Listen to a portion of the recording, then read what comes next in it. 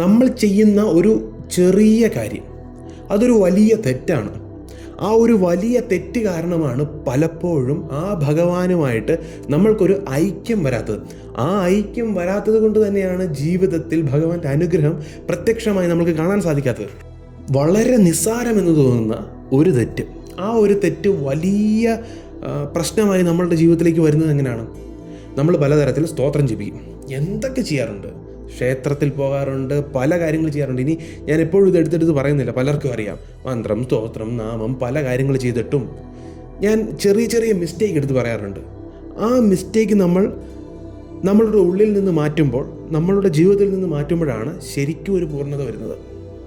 അതിനുശേഷമാണ് ശരിക്കും ആ ഭഗവാന്റെ ഒരു അനുഗ്രഹമൊക്കെ അല്പസ്വല്പം വരുന്നത്. ആ അനുഗ്രഹം എന്ന് പറയുന്നത് ഭൗതിക സുഖം മാത്രമല്ല, അല്ലെങ്കിൽ ഭൗതികമായിട്ടുള്ള നേട്ടം മാത്രമല്ല, അതിനപ്പുറം ആത്മീയമായിട്ടുള്ള നേട്ടമാണ്, ആത്മീയമായിട്ടുള്ള വിജയമാണ്. ആ ആത്മീയമായിട്ടുള്ള ഉണർവുണ്ടായിക്കഴിഞ്ഞാൽ ഭൗതിക നേട്ടമൊക്കെ ഭഗവാൻ ഒരു വിരൽ ഞൊടികൊണ്ട് തരും. അപ്പോൾ എങ്ങനെയാണ് ഭഗവാന്റെ അനുഗ്രഹത്തിലേക്ക് നമ്മൾ എത്തുന്നത്? നമ്മൾ പലപ്പോഴും ചിന്തിക്കാറുണ്ട്, മനുഷ്യരോട് കള്ളം പറയുന്നത് പോലെ ഭഗവാനോട് കള്ളം പറഞ്ഞാൽ ഭഗവാൻ അതങ്ങ് വിശ്വസിക്കും. ഭഗവാനെ, എനിക്ക് നിന്നെ വളരെ ഇഷ്ടമാണ്, ഭഗവാനെ ഞാൻ ഒരു തെറ്റും ചെയ്തിട്ടില്ല, ഭഗവാനെ ഞാൻ വളരെ നല്ലവനാണ്, ഞാൻ ഒരു തെറ്റും ചെയ്തിട്ടില്ല, അല്ലെങ്കിൽ ഇങ്ങനെ പല കാര്യങ്ങൾ നമ്മൾ പറയാറുണ്ട്.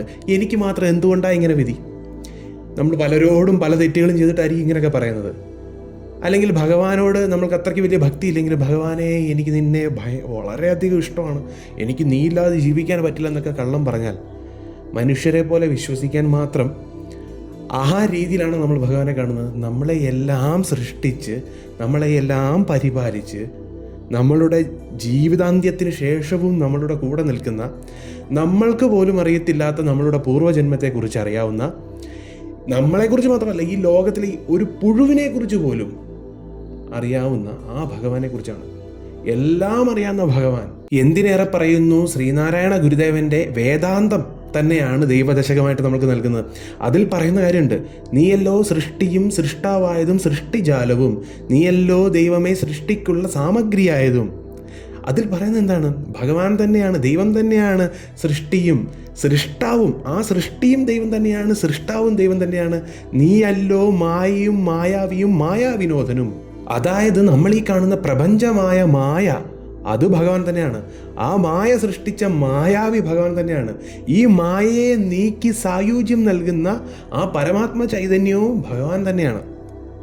മായയെ നീക്കി സായുജ്യം നൽകുന്ന വേദാന്ത സത്യമാണ് ദൈവദശകത്തിലൂടെ പറയുന്നത്. അതുകൊണ്ട് തന്നെ ഈ ദൈവദശകത്തിൽ ഈ വരികളുടെ അർത്ഥം അറിഞ്ഞാൽ തന്നെ, നമുക്ക് ഈ കൃതിയുടെ അർത്ഥം അറിഞ്ഞാൽ തന്നെ ഒരു കാര്യം മനസ്സിലാവും, ആ വേദാന്ത സത്യം മനസ്സിലാവും. സൃഷ്ടിയും സൃഷ്ടാവും സൃഷ്ടിജാലവും, അതുപോലെ തന്നെ മായയും മായാവിയും. ആലോചിച്ച് നോക്കൂ, മായ എന്ന് പറയുന്ന ഈ പ്രപഞ്ചവും ആ പ്രപഞ്ചം, ആ മായ സൃഷ്ടിച്ച, ആ പ്രപഞ്ചം സൃഷ്ടിച്ച മായാവിയും. എങ്കിൽ ഈ മായയെ നീക്കി സായുജ്യം നൽകുന്ന, മായ നീങ്ങിയാലേ, ഈ പ്രകൃതിയാകുന്ന മൂടുപടം മാറിയാൽ മാത്രമേ, ദേവി മാറിയാലേ ഭഗവാനെ കാണാൻ പറ്റുള്ളൂ. അപ്പോൾ അങ്ങനെ ഈ മായ മാറിയ ആ ആത്മീയ സത്യത്തിലേക്ക് നമ്മളെ എത്തിക്കുമ്പോൾ നമ്മൾക്ക് സായുജ്യം നൽകുന്ന ആ പരമാത്മനും ഭഗവാൻ തന്നെയാണ്. അപ്പോൾ ഭഗവാൻ അല്ലാത്തത് എന്തെങ്കിലും ഉണ്ടോ? ഭഗവാൻ അറിയാത്തതായി എന്തെങ്കിലും ഉണ്ടോ? ഒന്നുമില്ല. ഈ നമ്മൾ തന്നെ ഭഗവാനാണ്. നമ്മളെക്കുറിച്ച് നമ്മൾക്ക് പോലും അറിയത്തില്ലാത്ത കാര്യങ്ങളും ഭഗവാൻ അറിയാം. ഈ സൃഷ്ടിയുടെ ഏത് സ്പന്ദനം മുതലാണ്, എപ്പോൾ മുതലാണ് നമ്മളുടെ ഈ ജന്മം തുടങ്ങിയത്, ഈ ആത്മാവിൻ്റെ ജന്മം, ഞാൻ പറയുന്നത് ശരീരത്തിൻ്റെ അല്ല, ആത്മാവിൻ്റെ സ്റ്റാർട്ടിങ് എവിടെ നിന്നാണ്, എവിടെ വെച്ചാണ് നമ്മൾ ആ രണ്ടായി മാറിയത്? ഒന്നായത് എങ്ങനെയാണ് രണ്ടായി മാറിയത്? പ്രകൃതിയും പ്രകൃതിയെ അനുഭവിക്കുന്ന ആളെയും മായാവിനോദനായി മാറിയത് എങ്ങനെയാണ്? ഇതൊക്കെ മനസ്സിലാക്കണമെങ്കിൽ നമ്മളെ കൊണ്ട് നടക്കും? ഒരിക്കലുമില്ല. ആ നമ്മളാണ് ഇപ്പോൾ തന്നെ തലകറങ്ങുന്നത്. ഇതൊക്കെ പറയുമ്പോൾ എനിക്ക് തലകറങ്ങുന്നത്, കേൾക്കുന്നവർക്ക് തലകറങ്ങും. ആ നമ്മളാണ് ഭഗവാനെ പരീക്ഷിച്ച് ഭഗവാനോട് പോയി കള്ളം പറയുന്നത്. ഭഗവാനോട് പറയാം, ഭഗവാനെ ഞാൻ നല്ലവനാണ്, അങ്ങനെയാണ്, ഇങ്ങനെയാണ്. ഇതാണ് ഏറ്റവും വലിയ പ്രശ്നം. ഒരു കാര്യം ചെയ്യണം, ഒറ്റ കാര്യം ചെയ്യണം. നിങ്ങളുടെ ഭഗവാന്റെ മുന്നിൽ, നിങ്ങൾ ആരാധിക്കുന്ന ദേവൻ്റെ മുന്നിൽ തീർച്ചയായും നിങ്ങൾ സത്യസന്ധരായിരിക്കണം. സത്യമേ പറയാവുള്ളൂ. ഞാനൊരു കള്ളനാണെങ്കിൽ, എനിക്ക് അങ്ങനെയുള്ള സ്വഭാവം ഉണ്ടെങ്കിൽ അത് പറയണം. നിങ്ങൾക്കൊരു തെറ്റ് പറ്റിപ്പോയെങ്കിൽ അത് ഭഗവാന്റെ അടുത്ത് പറയണം. വേറെ ആരുടെ അടുത്ത് പറഞ്ഞില്ലെങ്കിലും ഭഗവാന്റെ അടുത്ത് പറയണം. എന്തുകൊണ്ടാണ് ഇങ്ങനെ പറയേണ്ടത്? പറയാതെ തന്നെ ഭഗവാൻ അറിയാമല്ലോ. എന്നിട്ടും നമ്മൾ എന്തുകൊണ്ടാണ് ഇങ്ങനെ പറയുന്നത്? ഇങ്ങനെ പറയുമ്പോൾ നമ്മൾക്ക് ശുദ്ധീകരണം സംഭവിക്കും.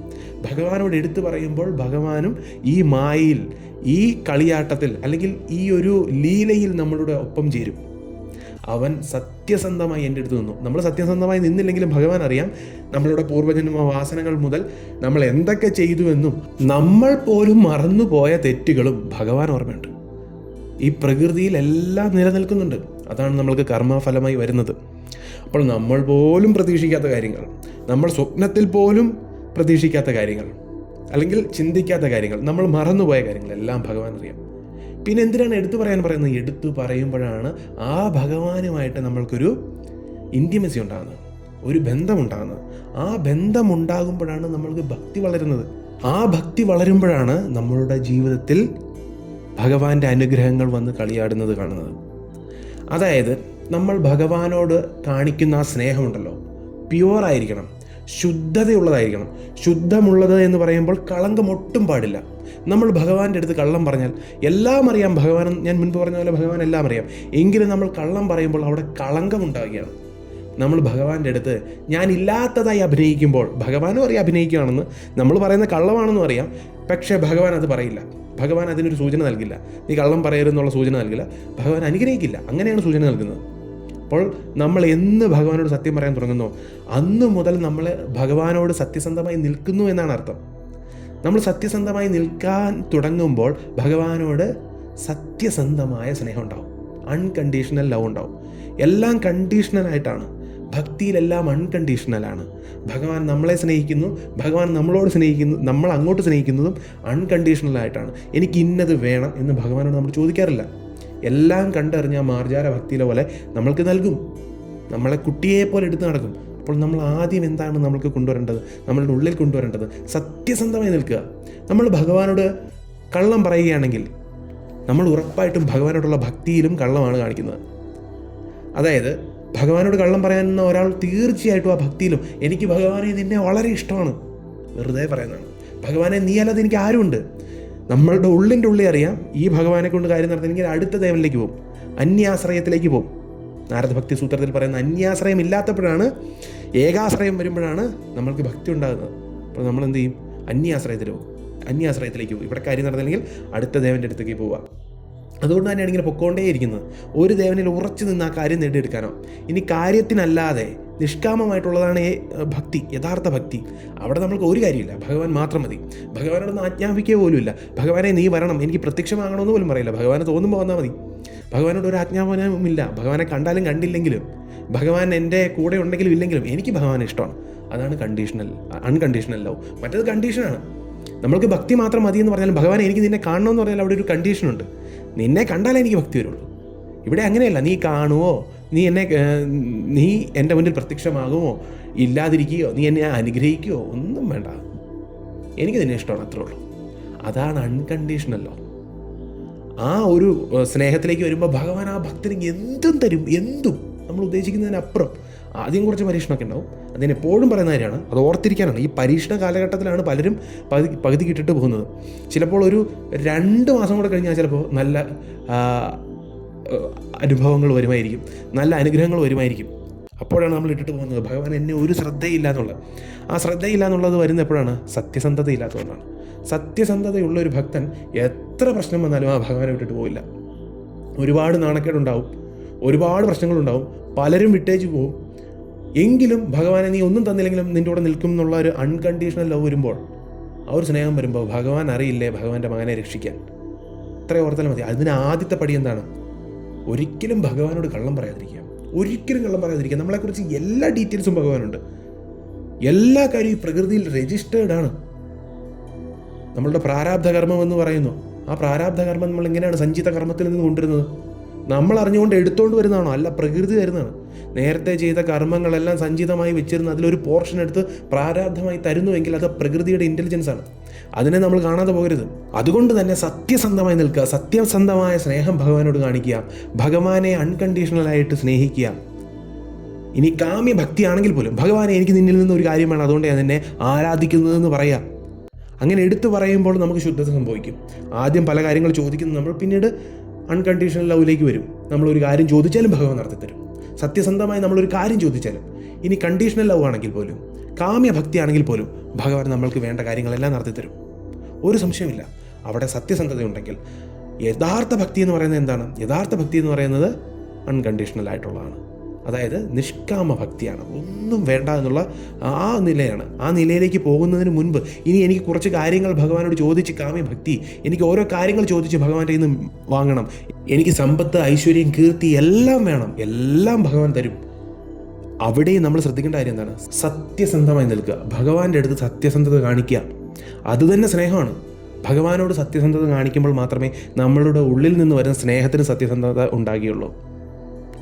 ആ സത്യസന്ധത ഉണ്ടാകുമ്പോഴാണ് എല്ലാ നിമിഷവും ഭഗവാനെ നമുക്ക് സ്മരിക്കാൻ തോന്നുന്നത്, ഭഗവാൻ നമ്മളുടെ കൂടെ ഉണ്ടായിരിക്കുന്നത്. ഒരാപത്ത് വരുമ്പോഴാണ് ഭഗവാനെ വിളിക്കുന്നത്. ഭഗവാനെ, നമ്മളിപ്പോൾ മുൻപിലൊരു പാമ്പിനെ കണ്ടാൽ പെട്ടെന്ന് ഭഗവാനെ രക്ഷിക്കണേ, അല്ലെങ്കിൽ ഒരു ആക്സിഡൻറ്റ് വരാൻ നേരത്തെ നമ്മൾ പറയും. അല്ലെങ്കിൽ കാണുകയാണെങ്കിൽ ഒരു വാഹനം എതിരെ വരുന്നുണ്ടെങ്കിൽ ഭഗവാനെ എന്ന് വിളിക്കും. എങ്കിൽ നമ്മളുടെ കണ്ണിന് പോലും കാണാത്ത ചില അപകടങ്ങളുണ്ട്, നമ്മൾ ഒരിക്കലും പ്രതീക്ഷിക്കാത്ത പല കാര്യങ്ങളുണ്ട്. ഇവിടെ നിന്നൊക്കെ ഭഗവാൻ നമ്മളെ രക്ഷിക്കണമെങ്കിൽ സത്യസന്ധത എന്നുള്ളത് ഭഗവാന്റെ അടുത്ത് നമ്മൾ കാണിക്കണം. ഭഗവാനോട് തുറന്നു പറയണം നമ്മൾ ആരാണെന്ന്, നമ്മളുടെ സ്വഭാവം എന്താണെന്ന് ഭഗവാന്റെ അടുത്ത് മാത്രം. വേറെ പലയിടങ്ങളിൽ പറയാൻ നമ്മൾക്ക് മടിയുണ്ടായിരിക്കും. പക്ഷെ ഭഗവാന്റെ അടുത്ത് നമ്മളിത് തുറന്നു കാട്ടണം. അപ്പോൾ നമ്മളുടെ ഉള്ളിൻ്റെ ഉള്ളിൽ നിന്ന് തന്നെ നമ്മൾക്ക് തന്നെ ബോധ്യപ്പെടും നമ്മൾ ഉത്തമ ഭക്തനാണ്. അല്ലെങ്കിൽ നമ്മൾ അറിയുന്നില്ലെങ്കിൽ പോലും നമ്മളുടെ സബ് കോൺഷ്യസ് മൈൻഡിൽ ഇത് കിടക്കും, അചേതന മനസ്സിൽ ഇത് കിടക്കും. നീ കള്ളമാണ് പറയുന്നത്, നീ യഥാർത്ഥ ഭക്തനല്ല എന്നുള്ള ഒരു കുത്തൽ എപ്പോഴും മനസ്സിൽ കാണും. അത് ഉറപ്പായും കാണും. അത് ഇല്ലാതെ ഇരിക്കുമ്പോഴാണ്, ഒരു തരത്തിലുള്ള കളങ്കവും ഇല്ലാതിരിക്കുമ്പോഴാണ് ആ ഭക്തനും ഭഗവാനും തമ്മിലുള്ള ഐക്യമുണ്ടാകുന്നത്. നമ്മൾ ഇങ്ങനെ നിഷ്കളങ്കമായി എന്തു പറഞ്ഞാലും ഭഗവാനിൽ പൂർണ്ണമായി സമർപ്പിച്ചാൽ, ഇവിടെ വേറൊരു കാര്യം ശ്രദ്ധിക്കണം, നമ്മൾ എല്ലാ കാര്യവും തുറന്നു പറയുമ്പോൾ, എല്ലാ കാര്യവും സത്യസന്ധമായി ഭഗവാന്റെ മുന്നിൽ വെക്കുമ്പോഴാണ് ശരണാഗതി സംഭവിക്കുന്നത്, ആത്മനിവേദനം സംഭവിക്കുന്നത്. അതെപ്പോഴാണ് സംഭവിക്കുന്നത്? സത്യസന്ധമാകുമ്പോഴാണ്. നമ്മൾ അഭിനയിക്കരുത്, ഭഗവാന്റെ മുന്നിൽ ഒന്നും അഭിനയിക്കരുത്. എല്ലാം അറിയാവുന്ന ആളാണ് ഭഗവാൻ.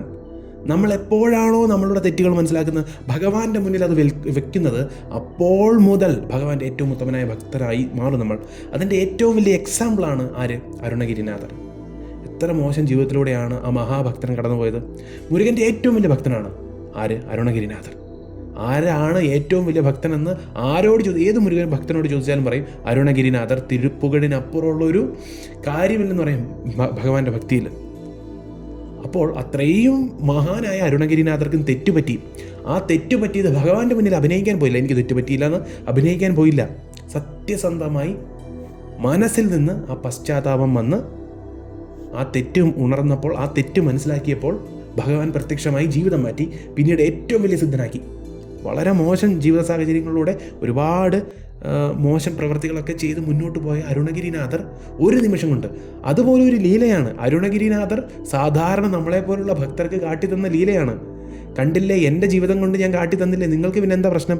ഭഗവാൻ വന്നാൽ, ഭഗവാന്റെ അടുത്ത് സത്യസന്ധമായി നിന്നാൽ നിങ്ങൾക്ക് എന്തും സംഭവിക്കും, നിങ്ങളുടെ ജീവിതം അടിമുടി മാറും. എൻ്റെ കണ്ടില്ലേ, 2 വ്യക്തിത്വം ആയി മാറിയില്ലേ, 2 ധ്രുവങ്ങളിൽ നിൽക്കുന്ന ആളായി മാറിയില്ലേ. ആദ്യമുള്ള അരുണഗിരിനാഥറും പിന്നീട് സിദ്ധനായി കഴിഞ്ഞിട്ടുള്ള അരുണഗിരിനാഥറും തമ്മിൽ എത്ര വ്യത്യാസമുണ്ട്. 2 ധ്രുവങ്ങളിലാണ്, അറ്റത്താണ് നിൽക്കുന്നത്. ഒരാൾ വളരെ മോശം പ്രവർത്തികൾ ചെയ്തു, ഒരാൾ ജ്ഞാനത്തിൻ്റെ ആ ഹിമാലയമേറിയ ഏറ്റവും വലിയ യോഗി, തമിഴ്നാട് കണ്ട ഏറ്റവും വലിയ സിദ്ധൻ, തമിഴ്നാടെന്നല്ല ഭാരതം കണ്ട, ലോകം കണ്ട ഏറ്റവും വലിയ സിദ്ധൻ, ഏറ്റവും വലിയ മുരുകഭക്തനായി മാറി.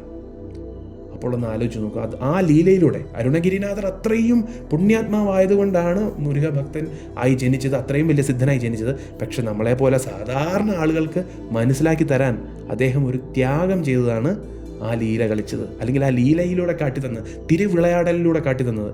കണ്ടില്ലേ, ഇങ്ങനെയും സംഭവിക്കാമെന്ന് ഭക്തർക്കായി കാട്ടിത്തന്നാണ് മുരുകൻ്റെ അരുളുണ്ടെങ്കിൽ. അതുപോലെ തന്നെ കാളിദാസൻ്റെ കഥ നമ്മൾ കേൾക്കാറുണ്ട്. വളരെ മോശം സാഹചര്യത്തിലൂടെ പോയി, പക്ഷെ സത്യസന്ധനായിരുന്നു. ആരാണ് അവിടെയെന്ന് ചോദിച്ചപ്പോൾ പറയാനുള്ള ആ സത്യസന്ധത.